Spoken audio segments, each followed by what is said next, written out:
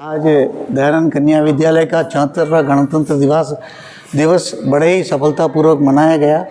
सब लोगों को इसमें सहयोग रहा, ख़ास तौर से अध्यापिकाओं ने और मिलकर और जो बच्चों को प्रस्तुतियां के लिए तैयार किया, उन्होंने बहुत मेहनत करके और बहुत अथक प्रयत्न करके और बच्चों की प्रस्तुतियां प्रदान की और बहुत ही सफलतापूर्वक हमारा कार्यक्रम संपन्न हुआ। और हम चाहते हैं कि जो बालिका शिक्षा का दिनों दिन प्रसार हो, हर एक बालिका का चाहे वो किसी भी स्थिति में हो उसका अध्ययन जारी रहे। और हम यही प्रयत्न करते हैं कि इस तरह से हमारा विद्यालय महर्षि दयानंद के आदर्शों को साथ में लेकर उन्होंने जो मार्ग हमें मार्ग बताया है, उस पर हम आगे चलकर इस विद्यालय को दिनों दिन आगे बढ़ाएं, इसका प्रसारण करें, इसका जितना हो सके इसकी उन्नति के लिए अग्रसर रहें।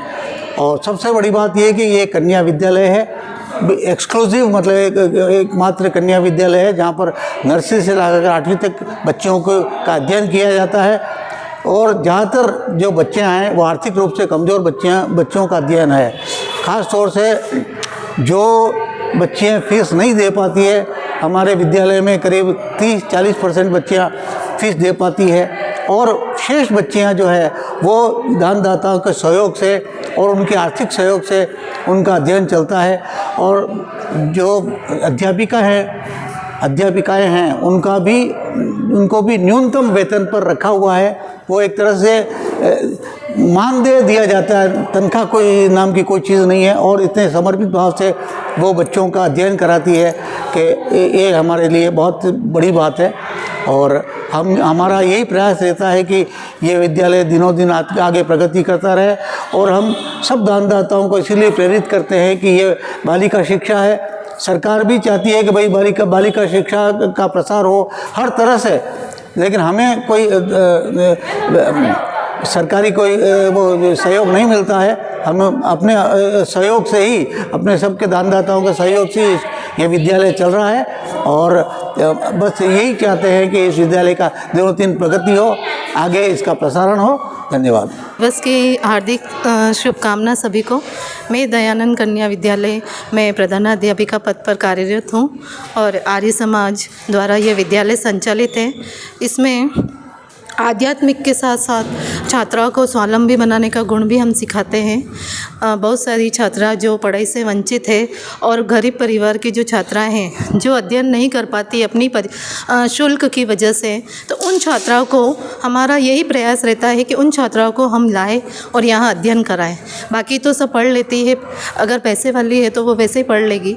और आगे जाकर हम उनको स्वावलंबी बनाने के लिए हम वोकेशनल, जो हमारे विद्यालय में वोकेशनल ट्रेनिंग भी चलती है जिसमें कंप्यूटर है, सिलाई है, कुकिंग है, ये सारी चीज़ें हम बच्चों को सिखाते हैं ताकि जो बच्चे पढ़ाई नहीं कर पाए आगे जाकर वो अपना कुछ कर पाए।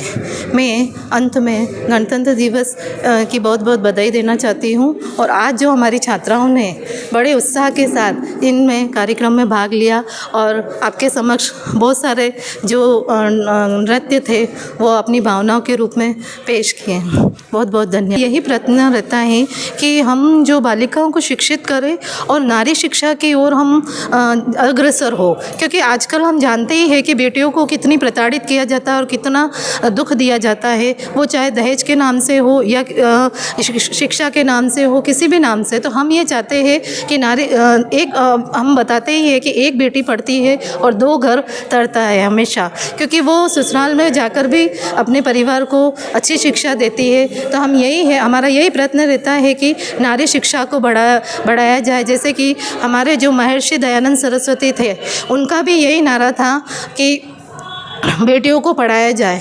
और उन्होंने भी बहुत सारी कुरीतियाँ थी जो विधवा विवाह है, बाल विवाह है, अंधविश्वास है, इन पर रोक लगाई। तो हम उन्हीं के मार्गदर्शन में और उन्हीं के प्रेरणा लेकर और हम ये चाह रहे हैं कि हमारी बालिकाओं का जीवन आगे अग्रसर करे और उन्हीं के मार्गदर्शन पे चले। जय भारत, जय हिंद।